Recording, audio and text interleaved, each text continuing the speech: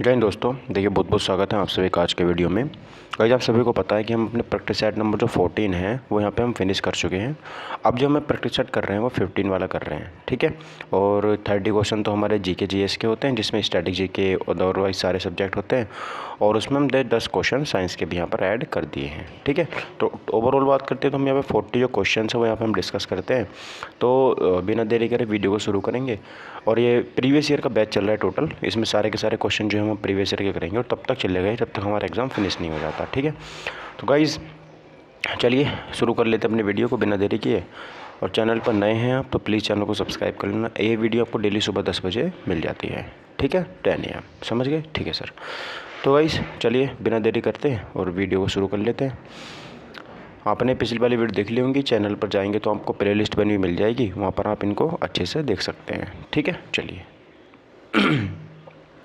तो गाइस यहाँ पर आपके सामने पहला क्वेश्चन इस तरीके से हो जाता है कि भारत, ठीक है। क्वेश्चन कह रहा है कि भारत का जो केंद्रीय आलू संस्थान है, ठीक है, भारत का केंद्रीय आलू संस्थान जो है वो कहाँ पर स्थित है, ठीक है, आपको बताना है भारत का केंद्रीय आलू संस्थान। तो बात करेंगे गाइज यहाँ पर ये हमारा कि दिल्ली में है, लखनऊ में है, रांची में या फिर शिमला में। देखो जहाँ पर ये गाइज थोड़े थोड़े लेटर गड़बड़ दिख रहे हैं ना, तो ये जो यहाँ पर डंडा बन जाता है इसमें ना केंद्रीय इस तरीके से लिखते हैं ना हम केंद्रीय, तो इसमें ना पूरा जो है वो नहीं बन पाता है ना, आधा नहीं बन पाता, तो इसलिए अपने आप से डंडा लगा लेता है, वरना पीपीटी सही बनी हुई है ये, ठीक है। जैसे यहाँ पर दिल्ली में डबल ले लगा हुआ था तो ऑटोमेटिकली ना खुद से ही, पता नहीं इसमें क्या एरर होती है, ये खुद से अपने आप लेटर को सही तरीके से नहीं शो कर पाता, ठीक है, कोई बात नहीं। चलिए समझ में आ जाता है। फिलहाल भारत का केंद्रीय आलू अनुसंधान संस्थान जो है वो कहाँ पर स्थित है, ये तो दिल्ली में है, लखनऊ में, रांची में, फिर शिमला में। तो गाइस आलू तो शिमला मिर्च के साथ ही अच्छे लगते हैं, तो इसका मतलब हमारा शिमला में हो जाता है, ठीक है, ओके। तो सही आंसर हमारा ऑप्शन नंबर डी होगा। आप यहाँ पे देख सकते हैं कि केंद्रीय आलू अनुसंधान, जिसको CPRI बोलते हैं, ठीक है, सर हर्बर्ट स्टीव्स की सिफारिश पर पटना बिहार में 1949 में स्थापित किया गया था। तो 1949 के अंदर ना पटना में स्थापित इसको करा गया था। यह संस्था 1956 में शिमला में हिमाचल प्रदेश में स्थानांतरित कर दिया गया। तो 1949 से 1956 तक जो यहाँ पर रहा था, तो ये कहाँ पर रहा था, ये पटना में रहा था। कहाँ रहा था, पटना में रहा था। और 1956 के बाद ये सीधा का सीधा शिमला में स्थानांतरित कर दिया गया था, ठीक है, ध्यान रखना 1956 में। उसके बाद बात करते हैं गाइस यहाँ पे अन्य अनुसंधान संस्थान की, जैसे केंद्रीय तंबाकू अनुसंधान संस्थान, तो राजमुंद्री आंध्र प्रदेश में है ना, राजमुंद्री आंध्र प्रदेश में हो जाता है। दूसरा बात करते हैं राष्ट्रीय चीनी अनुसंधान संस्थान, जो कानपुर में हो जाता है ना। चीनी अनुसंधान संस्थान कहाँ पर है सर, हमारा कानपुर के अंदर हो जाता है। नेक्स्ट बात करते हैं केंद्रीय चावल अनुसंधान, तो सबको पता होगा ये तो कटक उड़ीसा में हो जाता है। दूसरा केंद्रीय गन्ना अनुसंधान संस्थान, तो कोयम्बटूर तमिलनाडु में है। केंद्रीय गन्ना, देखिए केंद्र की बात करेंगे ना, तो केंद्रीय गन्ना अनुसंधान संस्थान है हमारा कोयम्बटूर तमिलनाडु के अंदर। दूसरा केंद्रीय नारियल अनुसंधान संस्थान, तो कासरगोड केरल में, क्योंकि केरल में सबसे ज़्यादा यहाँ पर नारियल होते हैं। इसमें एक पॉइंट इंपॉर्टेंट है, ये क्वेश्चन बहुत इंपॉर्टेंट है, इसलिए 3 स्टार इस क्वेश्चन को हम दे देते हैं, ठीक है मित्रों। चलिए आगे बढ़ते हैं अगले क्वेश्चन की तरफ। नेक्स्ट क्वेश्चन है कि संयुक्त राष्ट्र सुरक्षा परिषद का मुख्यालय कहाँ पर स्थित है। संयुक्त राष्ट्र सुरक्षा परिषद न्यू जर्सी, शिकागो, न्यूयॉर्क या फिर बोस्टन में। तो संयुक्त राष्ट्र सुरक्षा परिषद, ठीक है, सिक्योरिटी काउंसिल जो होती है मेरी, यूनाइटेड नेशन सिक्योरिटी काउंसिल, इसका जो हमारा क्या हो जाता है, हेडक्वार्टर है, मुख्यालय, वो कहाँ पर है। देखिए सबसे पहले इसकी स्थापना की बात करें तो 24 अक्टूबर 1945 को इसकी स्थापना होती है।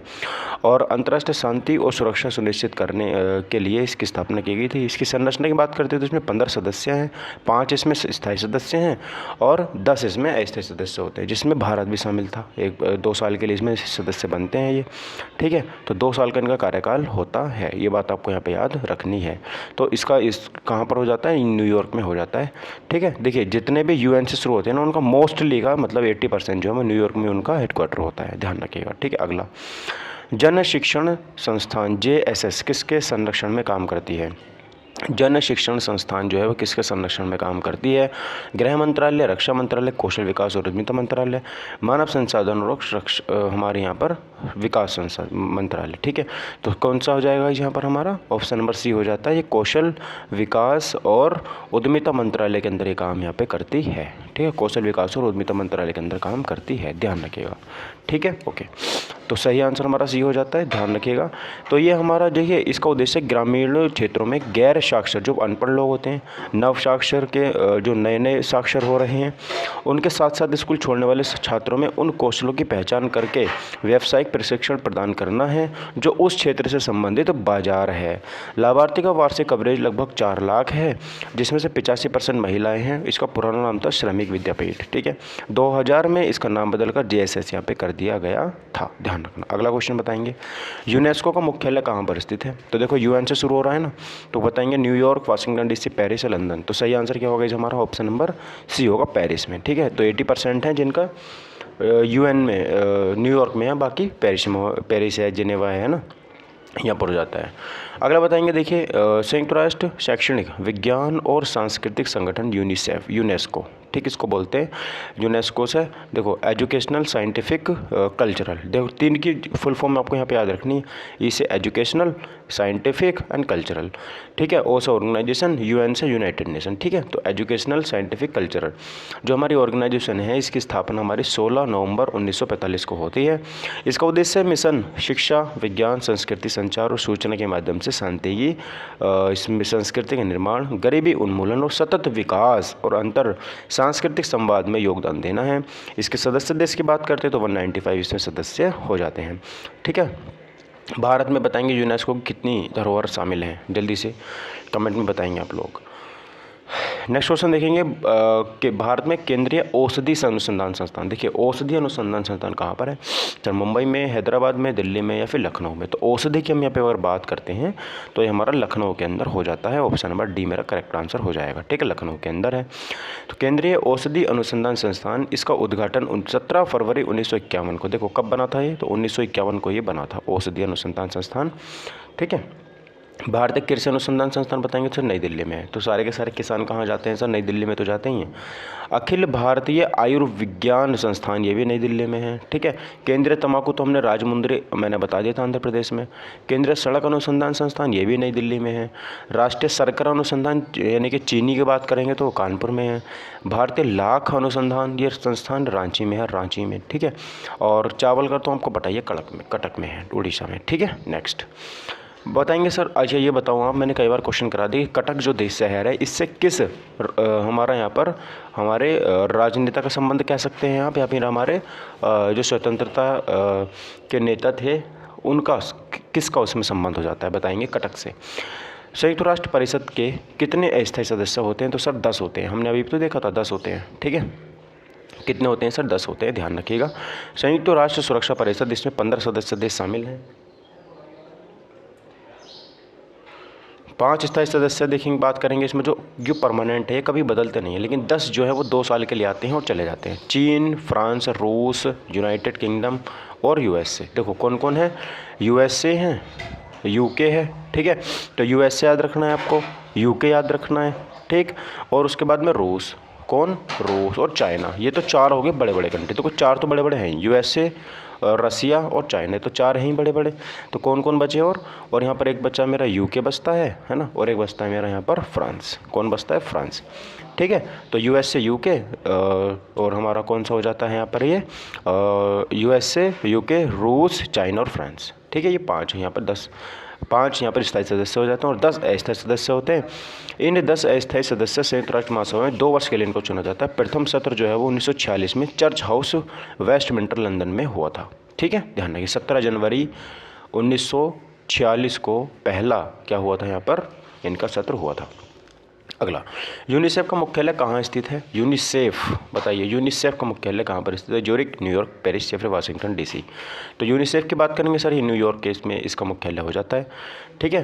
तो राष्ट्रीय बाल कोष की यहाँ पर हम बात करते हैं, संयुक्त राष्ट्र बाल कोष, इसका गठन 11 दिसंबर 1946 को इसका गठन होता है। तो यहाँ रखना, यूनिसेफ का गठन 1946 में होता है, ठीक है। देखिए ये संस्था कुछ तो 1945 में बनी थी, कुछ 1946 में बनी थी, ठीक है, ध्यान रखना।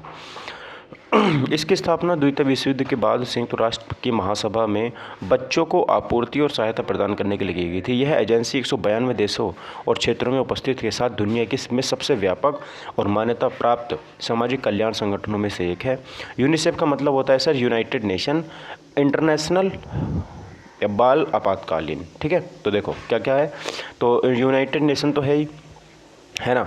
तो हम यहाँ पे देखो आई से international, C for children, international children emergency fund, है ना। तो international children emergency fund, international children emergency fund, international children emergency fund, ठीक है। इस तरीके से आप इसको याद रख सकते हैं। देखिए क्वेश्चन हमारा क्वेश्चन नंबर 8 है। क्वेश्चन कह रहा है कि निम्नलिखित में से कौन सा देश संयुक्त राष्ट्र सुरक्षा परिषद का स्थायी है। स्थायी की बात करेंगे तो सर चीन हो जाता है ना। मैंने बताया था ना अभी, USA और हमारा UK है, और हमारा यहाँ पर रूस है, और यहाँ पर हमारा फ्रांस है, और यहाँ पर हमारा चाइना है, ठीक है, ध्यान रखना। भारत अभी स्थायी सदस्य नहीं है, ध्यान रखना। तो चीन संयुक्त राष्ट्र सुरक्षा परिषद संयुक्त राष्ट्र के प्रमुख अंगों में से एक है। संयुक्त राष्ट्र सुरक्षा परिषद 15 सदस्य, और प्रत्येक सदस्य के पास एक वोट होता है। स्थायी सदस्य 5 होते हैं, इनके पास वीटो पावर होती है। तो आप पूछेंगे ना स्थायी में और अस्थायी में क्या फ़र्क है, तो इनके पास वीटो पावर होती है, यानी कि अगर किसी चीज़ के लिए ना करेंगे तो कोई इनसे ज़बरदस्ती नहीं कर सकता, ठीक है। देखिए अगला, संयुक्त राष्ट्र के उस प्रमुख अंग की पहचान करें जिसे 1994 में निलंबित कर दिया गया था, ठीक है। तो यहाँ पर न्यास परिषद है, महासभा, सुरक्षा परिषद, अंतर्राष्ट्रीय न्यायालय है। कौन सा है, तो हमारा न्यास परिषद यहाँ पर हो जाता है। ये 1994 में इसको बेदखल कर दिया था, इसको निलंबित यहाँ पर कर दिया था, ख़त्म कर दिया था, ठीक है। तो न्यास परिषद की स्थापना त्रस्त क्षेत्रों के प्रशासन की निगरानी करने के लिए थी, क्योंकि वे उपनिवेशों से संप्रभु राष्ट्रों में परिवर्तित हो गए थे। संयुक्त राष्ट्र यानी कि UN के अन्य प्रमुख अंग संयुक्त राष्ट्र महासभा है, एक संयुक्त राष्ट्र सचिवालय है, एक न्यायालय हो जाता है, एक सुरक्षा परिषद है, ठीक है, और एक संयुक्त राष्ट्र आर्थिक और सामाजिक परिषद है। और बात करेंगे संयुक्त राष्ट्र, इनका मुख्यालय जैसे न्यूयॉर्क में, इसकी संयुक्त राष्ट्र की बात करेंगे तो इसका मुख्यालय न्यूयॉर्क में है। इसकी स्थापना 24 अक्टूबर 1945 को की गई थी। इसकी आधारित भाषाएँ कौन कौन सी सर, अरबी, चीनी, अंग्रेजी, फ्रेंच, रूसी और स्पेनिश। देखो चीनी चाइना की हो जाती है, अंग्रेजी USA की हो जाती है ना, फ्रेंच फ्रांस की हो जाती है। 3 तो है ही इसमें, चीन की है चीनी, अंग्रेजी की है USA की, और फ्रेंच हो जाती है फ्रांस की। रूस की रूसी हो जाती है। तो स्पेनिश और अरबी आपको याद रखना है, स्पेनिश और अरबी, स्पेनिश और अरबी, स्पेनिश और अरबी, स्पेनिश और अरबी, ठीक है। चलिए आगे बढ़ते हैं। निम्नलिखित में से कौन संयुक्त राष्ट्र प्रणाली का बाह्य निरीक्षण निकाय है। बाह्य निरीक्षण निकाय है तो संयुक्त निरीक्षण इकाई, संयुक्त पर्यावरण इकाई, संयुक्त इकाई या फिर संयुक्त समीक्षा इकाई। तो यहाँ पर कौन है जो संयुक्त राष्ट्र प्रणाली का बाह्य निरीक्षण निकाय है, तो वो है संयुक्त निरीक्षण इकाई JNU। कौन हो जाता है, JIU। यह संयुक्त राष्ट्र प्रणाली का एकमात्र स्वतंत्र बाहरी निरीक्षण निकाय है, ठीक है, जो पूरे सिस्टम में मूल्यांकन, निरीक्षण और जांच करने के लिए अधिकृत है। इसमें कुल 28 भागीदार संगठन हैं। UNGA ने 1976 में JIU के कानूनों को अपनाया, जिसे 1978 में लागू किया गया था, ठीक है। तो इसका सही आंसर है ऑप्शन नंबर ए, संयुक्त निरीक्षण इकाई, ठीक है। तो कौन संयुक्त राष्ट्र प्रणाली का बाह्य निकाय है, तो ऑप्शन नंबर ए है, ठीक है। अगला क्वेश्चन बताएंगे क्या होगा सही आंसर इसका। देखिए तो इसका सही आंसर बताएंगे गाइस। तो भारत में कितने संयुक्त राष्ट्र संघ का हिस्सा हैं, 28, 22, 26 या 12। भारत में कितने संयुक्त राष्ट्र संघ का हिस्सा है, तो कितने का हिस्सा है गाइस, 26 सही आंसर ऑप्शन नंबर सी हो जाएगा, ठीक है। तो संयुक्त राष्ट्र संगठन यानी कि UNO का गठन 1945 में होता है। मुख्यालय इसका शहर कहाँ पर है, USA में। 193 देश इसमें शामिल हैं। दक्षिण सूडान इसमें सबसे नया सदस्य बना है। तो कितने संगठन संयुक्त राष्ट्र संघ में शामिल हैं, तो 26 हैं भारत के अंदर। अगला, निम्नलिखित अंतर्राष्ट्रीय सरकारी संधि आधारित संगठन जिसका मुख्यालय भारत में है वो कौन सा है, तो इंटरनेशनल सोलर अलायंस जो है इसका मुख्यालय जो भारत के अंदर हो जाता है, इंटरनेशनल सोलर अलायंस। एक ही का मुख्यालय भारत में स्थित है, वो ISA का है, और 2015 में ये स्थापित हुआ था, 2015 में। भारत में स्थित होने वाले पहला संधि अंतर्राष्ट्रीय सरकारी संगठन बन गया है। मुख्यालय इसका गुरुग्राम हरियाणा के अंदर है। उसका उद्देश्य सौर ऊर्जा को बढ़ावा और लागत, प्रौद्योगिकी, नवाचार, अनुसंधान और विकास और क्षमता निर्माण की मांग के एकत्रीकरण माध्यम से सौर ऊर्जा उत्पादन की लागत को कम करना है। आर्थिक सहयोग और विकास संगठन OECD की बात करेंगे तो ये फ्रांस में है। OECD तो ये फ्रांस के अंदर हो जाता है। OECD कहाँ पर सर, ये फ्रांस में है। और उत्तरी अटलांटिक संगति यानी कि नाटो की बात करेंगे तो ब्रुसेल्स में है। कहाँ पर ये, ब्रुसेल्स के अंदर इसका मुख्यालय हो जाता है। ब्रुसेल्स बेल्जियम में है, ठीक है, ध्यान रखना। नेक्स्ट, निम्नलिखित में से कौन एशियन के संस्थापक देशों में से एक है। एशियन जो देश हैं, ठीक है, उसमें संस्थापक देशों में से एक है। तो भारत है, मलेशिया है, कंबोडिया है, फिर ऑस्ट्रेलिया है। तो सही आंसर हो जाएगा हमारा यहाँ पर ऑप्शन नंबर सी, मलेशिया, ठीक है। देखिए दक्षिण पूर्व एशियाई देशों का संगठन के एशियन एक क्षेत्रीय समूह है जो अपने सदस्यों के बीच आर्थिक, राजनीतिक और सुरक्षा सहयोग को बढ़ावा देता है। अन्य संस्थापक सदस्य इंडोनेशिया है इसका, जैसे इंडोनेशिया, फिलीपींस है, सिंगापुर है, थाईलैंड है। इसमें कुल सदस्य देश हैं जिसमें भारत शामिल नहीं है। ब्रुनेई, कंबोडिया, लाओस, म्यांमार और वियतनाम। ठीक है, तो भारत का सार्क है। क्या है? सार्क, SAARC है ना, साउथ एशियन कुछ इस तरीके रीजनल, कुछ इस तरीके से इसकी फुल फॉर्म हो जाती है, मुझे याद नहीं आ रही एक्चुअली। इसकी स्थापना 1967 में होती है। तो एशियन जो हमारा ये संस्था है, इसकी स्थापना कब होती है? 1967 में इसकी स्थापना हो जाती है। ठीक है, बैंकॉक थाईलैंड में हुई थी। आदर्श वाक्य इसका एक दृष्टि, एक पहचान, एक समुदाय। ठीक है, ओके। इसका मुख्यालय जकार्ता, इंडोनेशिया के अंदर हो जाता है। नेक्स्ट क्वेश्चन बताएंगे।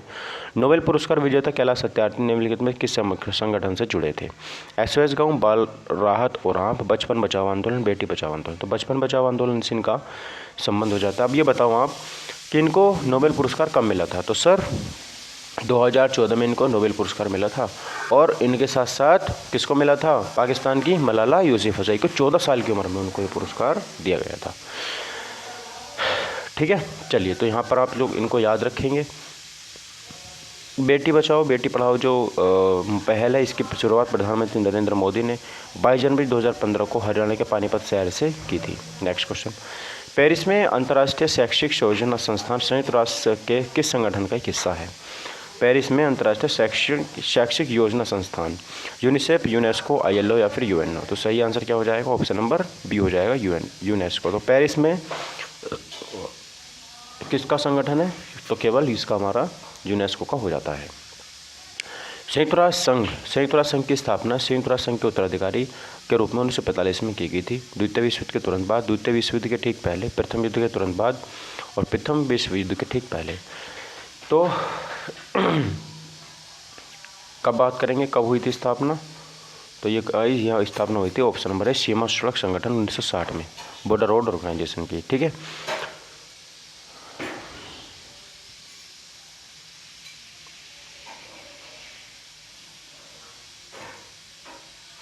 संयुक्त राष्ट्र संघ की स्थापना राष्ट्र संघ के उत्तराधिकारी के रूप में 1945 में की गई थी। क्या है?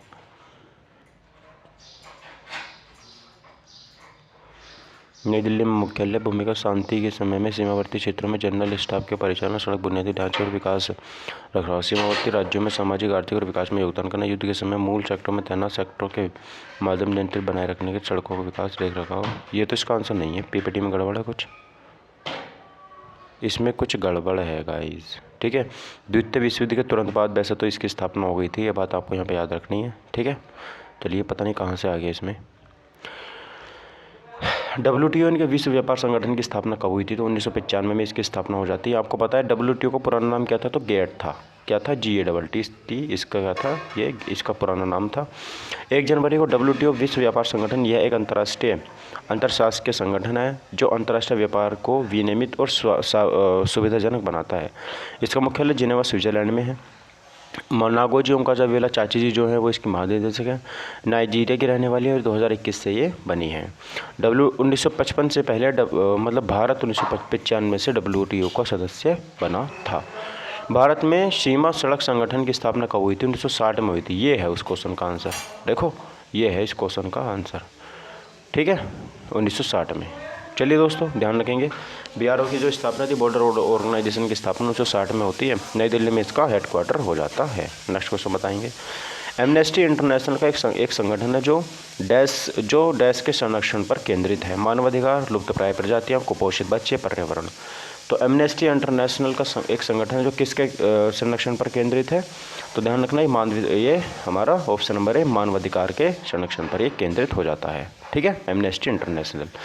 इसकी स्थापना की बात करेंगे तो 1961 में इसकी स्थापना हो गई थी और इसका जो मुख्यालय है जो हमारा लंदन के अंदर हमारा इसका मुख्यालय हो जाता है, ध्यान रखना। ठीक है, ओके। नेक्स्ट बात करते हैं। अच्छा, मानवाधिकार दिवस कब मनाया जाता है? सर 10 दिसंबर को मानवाधिकार दिवस मनाया जाता है। ओके, अगला क्वेश्चन बताएंगे। सोवियत गणराज्य USSR ने अपनी स्वतंत्रता की घोषणा करने वाला पहला देश कौन सा है? मतलब जो USSR था, आपको पता है 1991 में टूट गया था ये, है ना। तो सबसे पहले यूएसएसआर से कौन सा देश अलग हुआ था? जॉर्जिया, मोल्दोवा, लिथुआनिया या फिर यूक्रेन? तो सही आंसर क्या होगा हमारा? ऑप्शन नंबर सी होगा, लिथुआनिया। क्या होगा? लिथुआनिया होगा। ठीक है, तो लिथुआनिया जो है 15 गणराज्यों में से एक था जिसने सोवियत संघ बनाया था। जिसने सोवियत संघ बनाया था, एक सामाजिक राज्य जो 1917 की रूसी क्रांति के बाद स्थापित किया गया। सोवियत संघ एक संघीय राज्य था जो गणराज्यों से बना था। प्रत्येक को अपनी सरकार और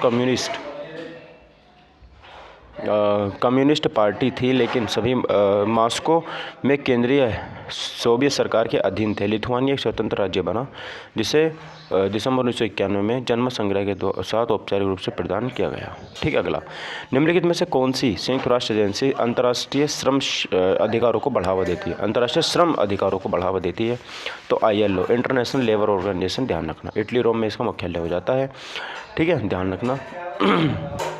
जिनेवा में इसका मुख्यालय हो जाता है। नेक्स्ट क्वेश्चन, संयुक्त राष्ट्र मानव जाति को स्वर्ग में ले जाने के लिए नहीं बल्कि मानवता को नर्क से बचाने के लिए बनाया गया था, यह किसने कहा था? यूथाल्ट ने, कर्डवाल्डे ने, डैग हैमरस्कोल्ड ने या कॉफ़ी अनान ने? तो ये हमारा डैग हैमरस्कोल्ड ने ये कहा था। ध्यान रखना, ऑप्शन नंबर सी सही आंसर यहाँ पे हो जाता है। तो ये दूसरे महासचिव थे यूएनओ के। संयुक्त राष्ट्र के पहले महासचिव ट्रिगवेली थे जो कि नॉर्वे के थे, 1946 में नियुक्त करे गए थे। दूसरे थे हमारे डैग हैमरस्कोल्ड। ठीक है, और बात करेंगे इसका जो स्थापना 24 अक्टूबर 1945 को इसकी स्थापना होती है। मुख्यालय इसका न्यूयॉर्क में है। संयुक्त राष्ट्र के मुख्य निकायों में शामिल है इसकी सुरक्षा परिषद, आर्थिक और सामाजिक परिषद। न्यास को यहाँ पर ख़त्म कर दिया गया था 1900 कब में, बताइए। नेक्स्ट क्वेश्चन बताएंगे, भारतीय निर्यात संगठन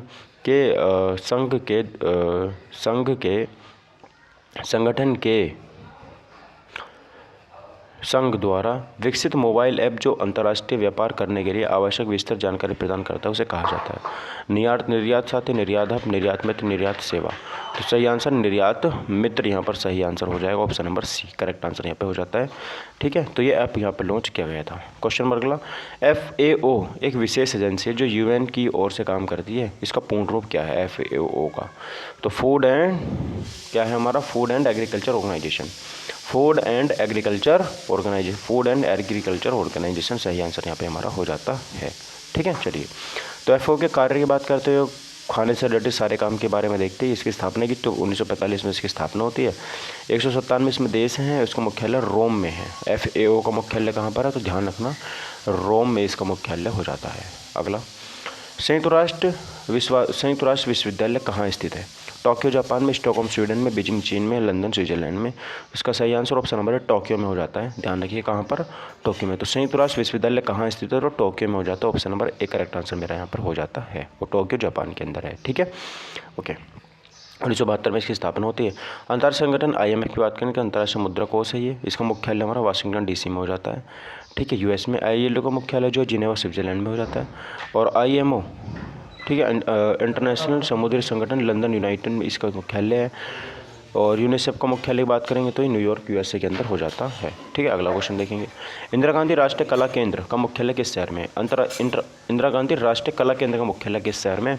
मुंबई, पुणे, नई दिल्ली या कोलकाता में?